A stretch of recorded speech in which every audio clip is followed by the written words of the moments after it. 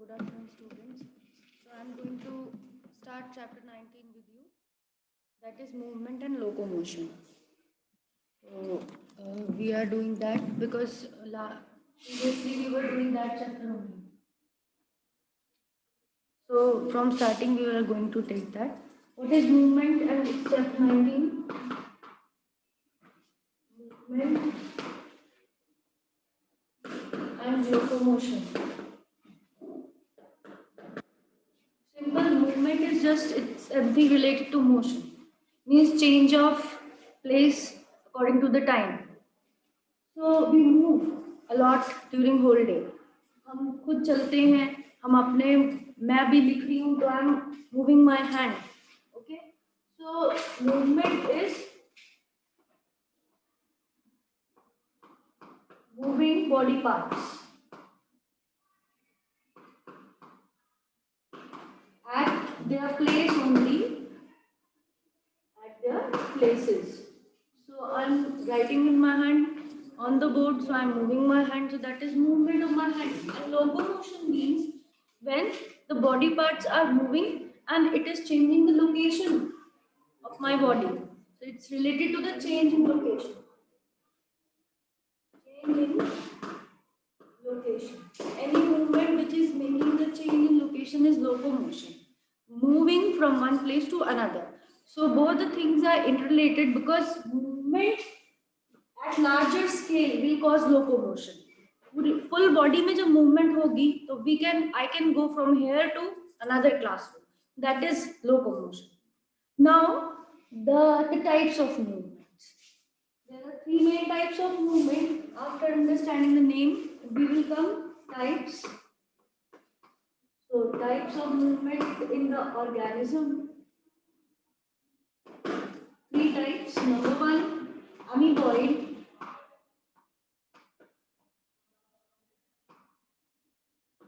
Number two, ciliary. Number three, muscular. Amoeboid, as the name suggests, it's amoeba-like movement. So, like you have seen, amoeba is an irregular cell, and it has unicellular. It is a unicellular organism. एक ही cell का है, irregular है. तो protoplasm की streaming करके, through protoplasmic streaming, अपने protoplasm means whole content of the inside the cell is protoplasm with the nucleus. So if it is streaming its protoplasm, so it is making pseudopodia. By the streaming movement it is making pseudopodia, and from pseudopodia false appendages. Pseudopodia means false appendages. That pseudopodia is helping the cell to move toward one direction. So pseudopodia, so any cell which is making this kind of movement with the help of pseudopodia, those cells are called as showing amoeboid movement, amoeba-like movement. Now, which cells are having this kind of movement? Coming to examples, amoeboid movement is seen in your WBCs, especially macrophages. So macrophages are those cells which have large number of extensions, and so that they have pseudopodias, large number of cellular cytoplasmic extensions, and उन cytoplasmic extensions में वो foreign material को किसी भी infectious germ को attach कर सकते हैं, infectious particle को attach कर सकते हैं. They have some structures, so they cause the movement with the. They also cause movement with the help of pseudopodia. Okay. So we can write this. We can give this example in amoeboid movement. Now we are going to understand ciliary movement. What is ciliary movement? You know that in animal tissue chapter हमने ciliated epithelium पढ़ा है. Columnar cells होते हैं. ये columnar cells हैं, इनके nucleus base में होते हैं. तो इनके ऊपर tiny hair जैसे structures होते हैं. Then columnar cells, tall pillar-like cells, have the tiny hair like cilia on them. तो किस पर्पस के लिए है वो? They are lining the trachea. Ciliated epithelium is found in various parts of the body. So, for example, trachea, your windpipe is having the cilia. So what? Like this is windpipe. It is there is a tube. C-shaped cartilage is also there, and inside this tube there is cilia. So ciliated epithelium help in the movement of any dust particles to outside only. Mucus to outside. Mucus is regularly produced. It's regularly produced by the trachea. So mucus can be flown or washed off to the outside. That is, we can say, the work of ciliated epithelium or ciliated tissues. This is also found in fallopian tube. Females में fallopian tube होती है तो egg का किस तरह से movement होती है? तो fallopian tube में ovary egg release कर देती है. So ova is released and it is inside the fallopian tube. There are ciliated epithelium. Egg यहाँ से आगे बढ़ता है. तो egg भी आगे किससे बढ़ रहा है? Ciliated epithelium से बढ़ रहा है. ठीक है. तो सीलियरी मूवमेंट हमने देखी, अमीबॉइड मूवमेंट हमने देखी, दोनों हमने देखी. किस तरीके से amoeboid movement is seen in the WBCs, macrophages. There are 3 types of movement, and then there is ciliated movement which is found in the particular cell or particular tissues which are having hair-like structures called cilia. Now muscular movement. Okay, the third and final movement is very, we can say, complex movement, which is muscular movement. So हमारी body में muscles है, ठीक है, and it is very important because muscles are having connections from the nervous system. Muscles हमारी पूरी किससे वो लेती हैं, कमांड किससे लेती हैं? हमारा ब्रेन ही उन्हें कमांड देता है. तो मस्कुलर मूवमेंट इस तरीके से होती है. सीलियरी मूवमेंट सीलिया की मदद से होती है. अमीबॉइड मूवमेंट अमीबा जैसी मूवमेंट है, जिसे अमीबा सीडोपोडिया को खिसका के चलता है. ठीक है. तो अब हम मस्कुलर मूवमेंट देखना चाहते हैं. तो इसमें आपका मेनली चैप्टर जो है वो मसल्स के ऊपर है. मस्कुलर मूवमेंट के ऊपर है. तो तीनों टाइप की मूवमेंट से मस्कुलर मूवमेंट आपको ज्यादा समझ में आना चाहिए. तो मसल ऐसी सेल्स होती हैं, they are specialised cells. What is muscle, ये पता होना चाहिए आपको. ठीक है. What kind of tissue is muscle tissue? So if we say what are the properties muscle tissue की प्रॉपर्टीज क्या होंगी? तो मसल टिश्यू की प्रॉपर्टीज होती हैं, it is excitability.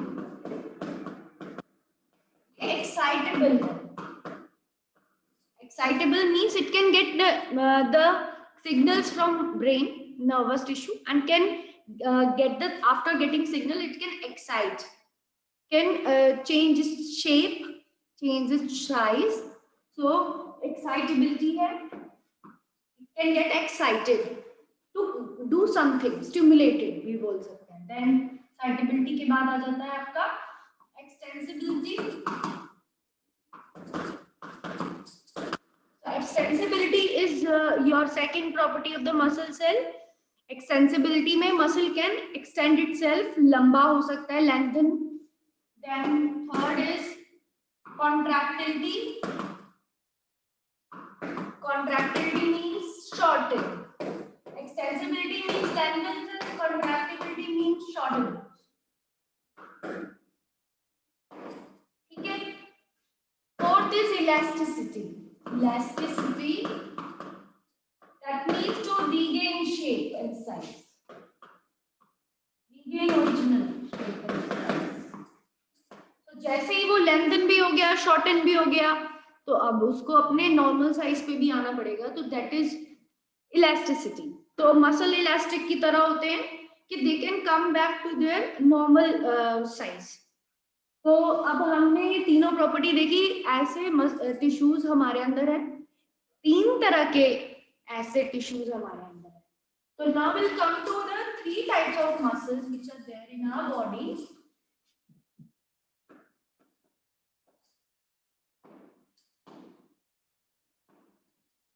Three types of muscles सबसे पहले आपके आ जाते हैं स्केलेटल।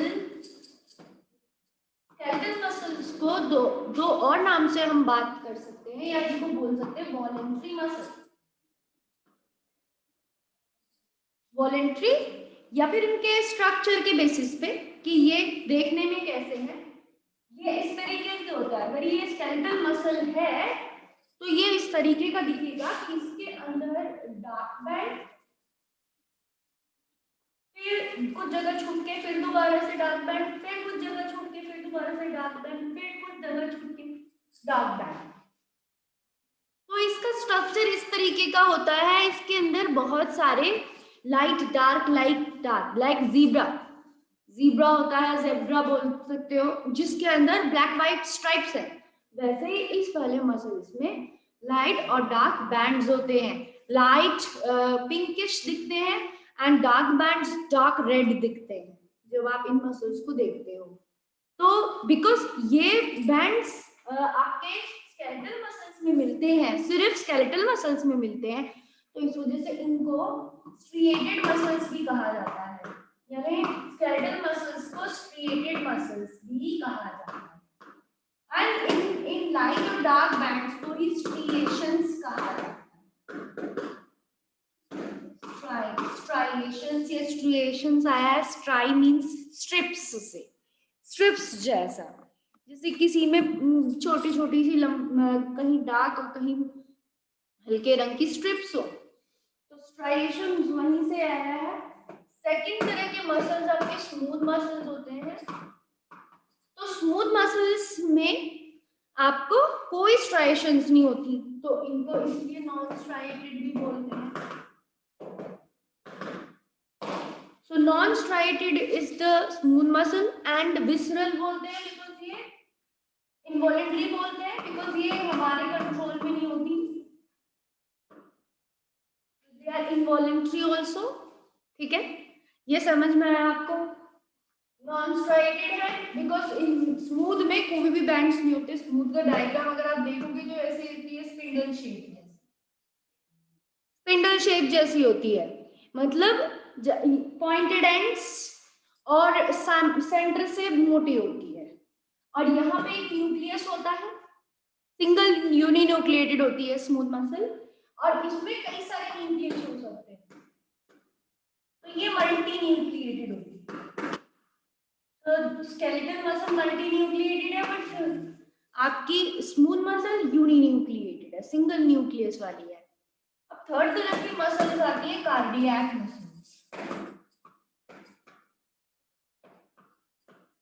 तो कार्डियक मसल्स इन दोनों का मिक्सचर होती है, कुछ कुछ इनमें इसकी तरह प्रॉपर्टी, कुछ इसकी तरह है। क्या इस स्मूथ मसल्स की तरह ये इनवॉलेंट्री है, cardiac muscle is involuntary muscle, ठीक है, और इसकी तरह स्केलेटल मसल की तरह ये स्ट्राइएटेड है, स्ट्राइएटेड एंड ब्रांच्ड भी। तीन टाइप्स की मसल्स आपके पास होती हैं। कार्डियक का अगर डायग्राम देखोगे तो कार्डियक की डायग्राम में स्ट्राइएशंस मिलेंगी और ब्रांचिंग भी मिलेगी। तो you can make cardiac muscle diagram इस तरह का होगा, आपस में जुड़ा हुआ, जिसमें लाइट और डार्क बैंड्स भी होंगे।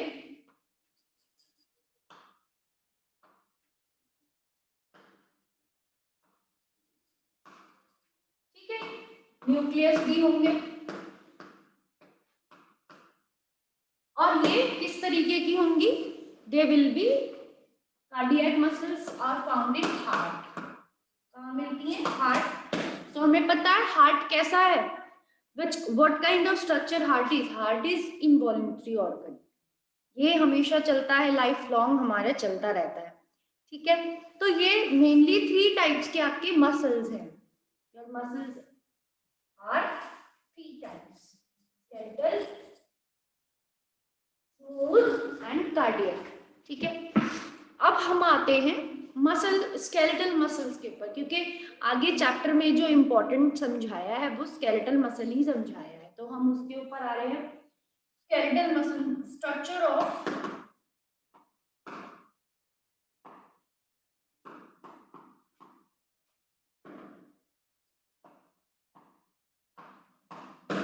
स्केलेटल मसल्स बॉडी में किस तरीके से अरेंज रहती हैं, ठीक है। What is the structure of skeletal muscle? तो अगर हम यहाँ पर देखें, स्केलेटल मसल हमें पता है स्केलेटन के साथ जुड़ी हुई होती हैं, to help us to move from one place to another. So they are generally found in the muscle bundles. They are found in muscles attached to skeleton. पहली बात तो ये कहाँ हमें मिलेंगी हमें, तो these are the muscles attached to skeleton, तभी इसको skeletal बोला है। And second है कि what is its shape? Cylindrical रहेगा। Shape is cylindrical because जब हम कोई भी मसल देखेंगे तो it is cylindrical in shape, क्योंकि बॉडी को एक तरह से हमें एक शेप देना है। तो बॉडी को एक बिल्कुल हैंड की मसल देखो तो वो भी हमारी यूनिफॉर्म रहेगी, लेग की देखो तो किसी भी पार्ट की देखो तो स्मूथ फिनिश आने के लिए सिलेंड्रिकल सी होती है। अब इंटरनली अगर हम देखें तो अगर हमारी ये आर्म है, जैसे मान आर्म है, हैंड है, हैंड है, तो आर्म पे यहाँ पर भी बोन होगी, ठीक है। यहाँ पर इस बोन के ऊपर एक मसल रखी रहेगी, जुड़ी रहती है, बाइसेप्स, अपर आर्म की मसल होती है बाइसेप्स। तो मान लो अगर बाइसेप मसल को देख रहे हैं और इसको हम इसका पोर्शन कट कर लिया हमने, तो ये कैसा दिखेगा? अगर हमने ऐसे बाइसेप को कट कर रखा है हमको कैसे देख सकते हैं? तो हमको इस तरीके से ये सर्कल में दिखेगा, सिलेंड्रिकल में दिखेगा, और इसके अंदर ऐसे राउंड राउंड से बंडल्स और दिखेंगे, कैसी round bundles also inside it, ठीक है। तो बाइसेप के अंदर अगर हम कट करते हैं किसी मसल को तो हमें इस तरह के राउंड बंडल से दिखते हैं, ठीक है। तो इन मसल्स को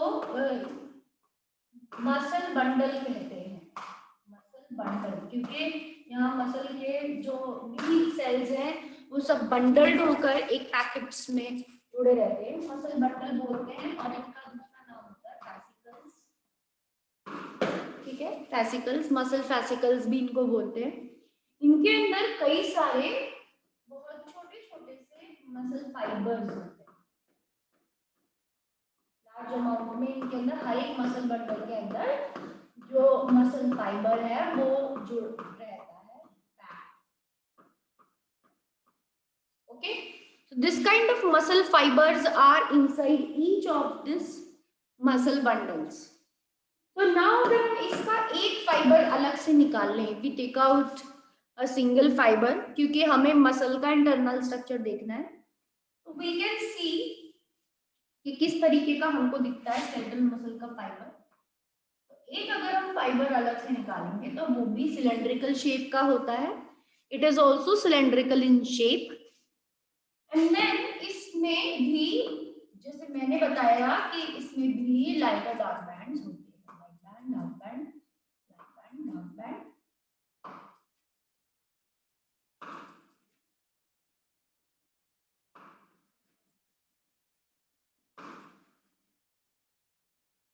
तो इस तरीके का आपको एक सिंगल मसल फाइबर मिलता है, ये इसको मायोफाइब्रिल भी कह सकते हैं और मसल सेल भी बोल सकते हैं। ये मसल सेल है, जैसे थाउजेंड्स रहते हैं एक मसल बंडल में, फैसिकल्स में। तो मायोफाइब्रिल मल्टी न्यूक्लिएटेड होता है, इसमें बहुत सारे इधर होते हैं। मल्टी न्यूक्लिएटेड सेल होता है, स्ट्रिएटेड है, लाइट और डार्क बैंड्स इसमें हैं, ठीक है। अब जो डार्क रीजन है इसका, जो शेडेड रीजन है, जो डार्क रीजन है, बोलते हैं? डार्क रीजन को A band, A band. Dark region is called A band. A for isotropic. A for anisotropic. Anisotropic तभी उसको A बोलते. A is for capital starting letter anisotropic. So A band is the dark band. ठीक है. अब बीच बीच में खाली जगह भी है जो लाइट रीजन है. जो लाइट रीजन है उसको क्या बोलते हैं? उसको आई बैंड बोलते हैं. The light region is called I band or I is for and I is for isotropic. Isotropic. ठीक है. आइसोट्रोपिक और अनाइसोट्रोपिक वर्ड्स कहाँ से आए हैं? ये प्लेन पोलराइज लाइट को एक पोलैरीमीटर नाम का एक इंस्ट्रूमेंट होता है. तो अगर मेटल फाइबर को हम उसमें रखते हैं तो जो ए बैंड होता है और आई बैंड होता है वो अलग अलग तरीके से लाइट को ओरिएंट करता है, एंगल्स पे भेजता है. तो इस वजह से आइसोट्रोपिक अनस्टेबल होता है, रिफ्लेक्ट करके उसका एंगल चेंज करता है. एनाइसोट्रोपिक और आइसोट्रोपिक नहीं चेंज करता. तो इस वजह से वहां से ये नाम आए हैं. आपको ये याद रखना है कि आई बैंड लाइट बैंड है. लाइट उसका कलर लाइट है, हल्के रंग का है. ठीक है. और जो ए बैंड है वो डार्क बैंड है. ठीक है. अब आई बैंड आपका बना हुआ होता है actin proteins. I band is made of actin proteins and A band is made of myosin proteins. ये दोनों प्रोटीन्स मसल के प्रोटीन्स हैं जो मसल्स को बनाते हैं. सो इसके बाद internal structure of muscle fibre है. इसका भी इंटरनल स्ट्रक्चर है जिसमें कई सारे रीजन्स हैं. तो वो हम नेक्स्ट क्लास में लेंगे. अभी नेटवर्क की वजह से क्लास लेट स्टार्ट हुई थी तो इस वजह से I am ending the class now. यहाँ तक आपको क्लियर हो गया होगा. So we have studied the introduction of the chapter, the types of muscles and then the structure of the myofibril. So till here you have to write the notes and come up with your doubts if you have any doubts.